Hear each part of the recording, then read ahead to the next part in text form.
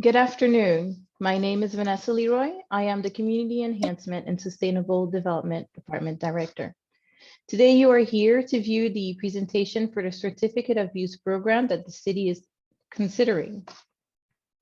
You have received an invitation to attend as a business owner in the City of Hallandale Beach, or even as a resident. We can move forward. As part of the presentation today, we will talk about the challenges in the program of Certificate of Use. I also have our Assistant Director, Stephen Williams, who will go into the program. And we will leave all questions for the end. So if you do have any questions, please put them in the Q&A section. We will attend to the questions at the end of the presentation. So the city recognizes several challenges that warrant the need for the Certificate of Use program. In January of 2021, the city created the BTR division, which stands for Business Tax and Regulations. The BTR division essentially tackles all uses related to businesses under one division, including what we are now considering, which is the Certificate of Use program. Certificate of Use program, or as we would call it for short moving forward, CU, is essentially considered the centralized compliance tool for businesses in the city. Challenges. We've had several life safety concerns. We are aware of many businesses or building in general that conduct some construction without permits. We consider those illegal constructions. They also present code compliance issues and have fire hazards. So let's say a business opens up, has construction without permits, and that the city discovers that later on, that essentially presents the risk for that business to stop operating once those violations are discovered. So we can move on to the next. Other challenges. I am sure that you have all heard about the challenges in the city of Hollywood, where residents were running a rental business out of their home. And this essentially affected the neighbors. No one likes to see these types of things in where we live in our residential neighborhoods. And we do have home-based businesses, which currently are allowed in all residential neighborhoods. We also are facing some challenges with preemptions from Tallahassee, where we have a lot of bills that are restricting the city's ability to regulate these businesses. So those present threats to the quality of life that the Certificate of Use is looking to essentially help remedy. Next, please. Environmental concerns. We've all heard about failing lift stations, about failing pipes. Well, we do recognize that we have a failing infrastructure, and part of it results from certain challenges like fats, oils, and grease, rags within our pipes. They cause massive repair costs to the city. An example that we have is in the Northwest. We have lift station 14, where we discovered in the pipes rags and fats, oils, and grease in the pipes that required for us to change the grinder and the pumps. And also with staff overtime, as these things never really tend to occur during regular business hours. So all of these costs pile up. We consider these expensive for each incident to cost about $150,000. Next, please. So the Certificate of Use program is not new to South Florida. We've surveyed multiple cities, and in 25 of them currently in Broward County and Miami-Dade currently have the Certificate of Use program. The City of Hallandale Beach is just now catching up to this new method of business verification or compliance verification. We do have a dire need to address these life safety concerns that we've mentioned. We'll talk a little bit more into what environmental concerns, what they really mean to the city that we want to address as well. And we want to protect the failing infrastructure and the quality of life to our residents and to our businesses in the city. The Certificate of Use program will also serve as a proactive effort to preempt some of those bills that are coming from Tallahassee that are prohibiting the city from regulating some of these uses that are detrimental to the quality of life. Now I will turn it over to Stephen Williams, who will speak to the specifics of the program. Good afternoon. As Vanessa stated, there are several environmental concerns that the CU will be used to address. The city has several environmental initiatives that affect businesses within the city. For example, we have a ban on plastic straws. We restrict styrofoam. There's a shopping cart maintenance program. There is a fats, oil, and grease program, also known as FOG. And also another big component is the proper disposal of industrial and medical chemicals, which have a detrimental effect on our water system. So you may be familiar, especially if you currently own a restaurant, with the city's FOG program. So the FOG program is designed to minimize the large volume of fats, oils, and grease that get washed down the kitchen sinks, primarily in restaurants and food service establishments. The program is essential to prevent the city's sewer pipes from getting clogged with high levels of these materials, which cause costly repairs, as Vanessa just discussed. Fog buildup, it reduces sewer pipe wastewater capacity. It clogs machines and equipment used to treat wastewater. It causes overflows that become environmental hazards, but these overflows also can affect your businesses by requiring you to close due to not having water in the premises.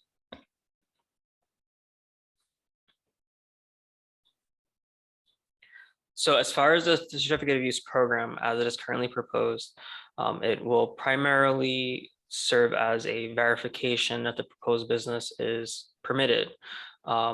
So it will make sure that the use is properly zoned, the space is properly zoned for the proposed use.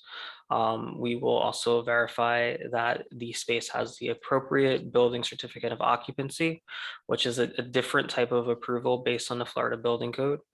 We will verify that there are no open liens or code violation, that the space meets fire regulations and does not cause a fire hazard, that the facility complies with any applicable environmental regulations, as well as other local, state, and federal regulations.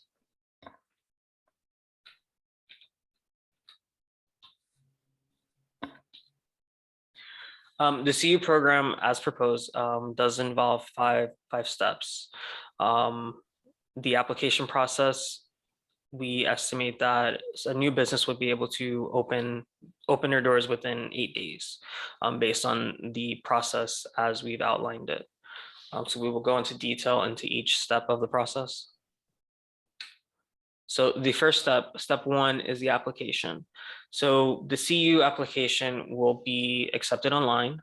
There will be an application fee. We will discuss fees in a few slides. That will be paid online. The city will collect all required documentation online, so eliminating the need for people to send, or applicants to email us documents or come to City Hall. The application review for completeness should be done within 1 to 2 business days of submission. Steps 2 and 3 are concurrent. So steps 2 is the review of the application by other regulatory divisions or departments, for instance, zoning, building, fire, and environmental, and police when required by code. And also some reviews may require an actual site inspection. For example, if a restaurant is proposed, environmental may actually need to go to the site to verify the size of the grease trap that is there to verify compliance with the FOG program. Step 4 is the CU inspection. So this is the final inspection, which will be conducted by the BTR division inspector. The purpose of this inspection is to verify that there's no unpermitted construction that has occurred during the application process. Verify that the business is consistent with the application. Also, during this inspection, we will identify any potential code violations. So this will be used as a way to work with new businesses in the city, And if we can identify things that are potential issues, we will, also help in assisting with solving those problems so they don't become larger issues in the future. And step 5, the final step of the application process, is payment of the application fee. Once all fees are paid, the certificate of use and the BTR will be issued electronically. So for one application, new businesses will go through both the CU process and the BTR process simultaneously. So here are some examples of some uses that would be going through the CU and what reviews would be required. If we take the example of the restaurant, that would require BTR review, zoning, building, fire, and environmental. So for restaurant application, the BTR review will consist of the application completeness. They will verify that all state required licenses are valid. If there are any county licenses required, we will also check during this step. We also will need to verify that any business is actually registered within the state of Florida. And we will check for open code violations. Once it moves past the BTR review, the next reviews, all done concurrently, are zoning, building, fire, and environmental. So again, zoning will check for proper zoning, parking requirements, and any other code regulations that would apply to the use. Building will verify certificate of occupancy, and depending on the type of structure the business is located in, there will also be a verification that the space is compliant with the 4-year recertification process. Fire will continue to do their inspection just like they do currently for BTRs, except it will happen under the CU application. And environmental will check for compliance with the FOG program and any other environmental regulations that the city has. After the application process and the CU is issued, there will be an annual renewal. This renewal will happen in conjunction with the BTR renewal. So all renewals will be due October 1st of each year. This process, the renewal process for both the BTR and the CU, will be available online. The CU will require an annual inspection. So throughout the year, each business in the city will be visited at least once per year.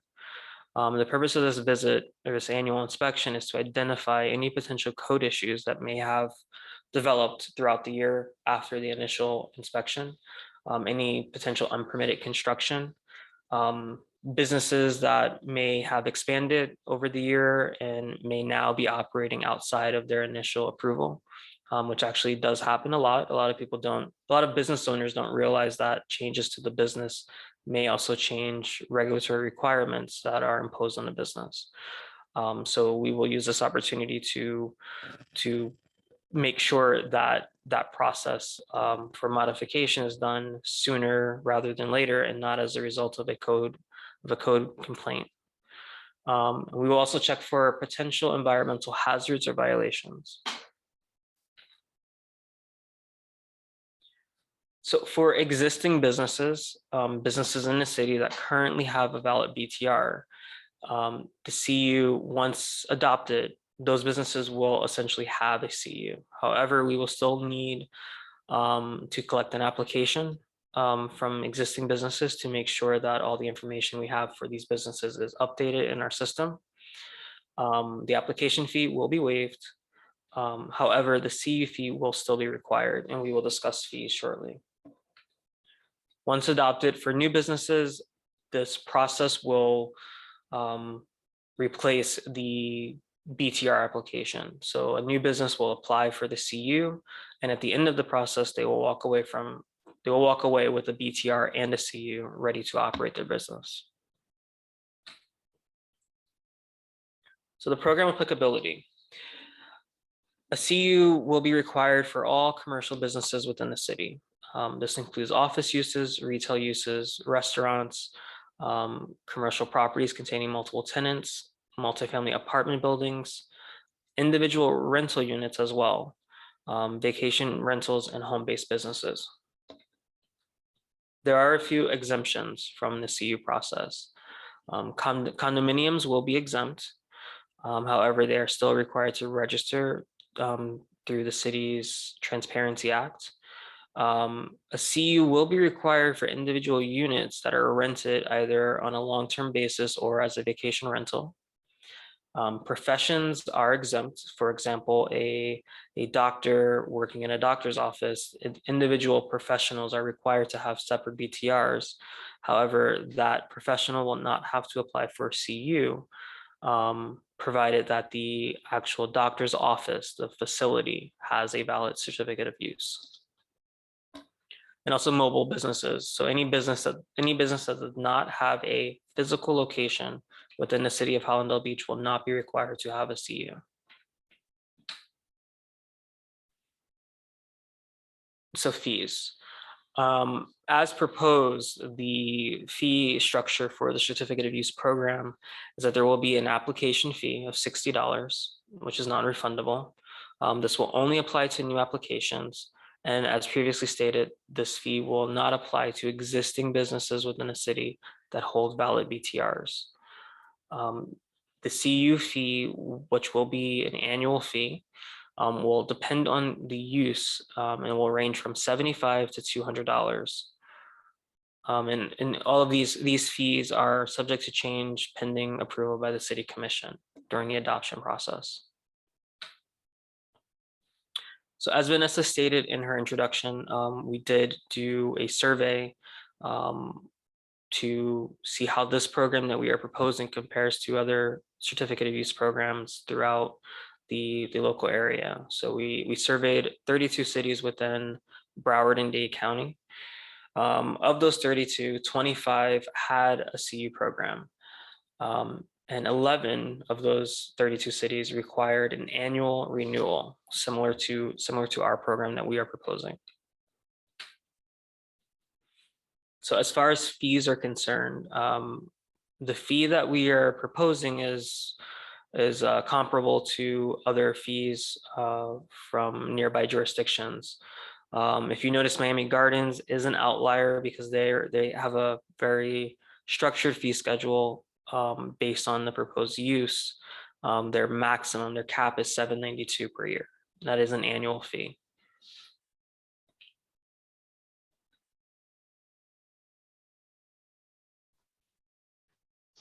So the next steps for the process are adoption. So the ordinance is proposed for first reading at the March 16th City Commission meeting.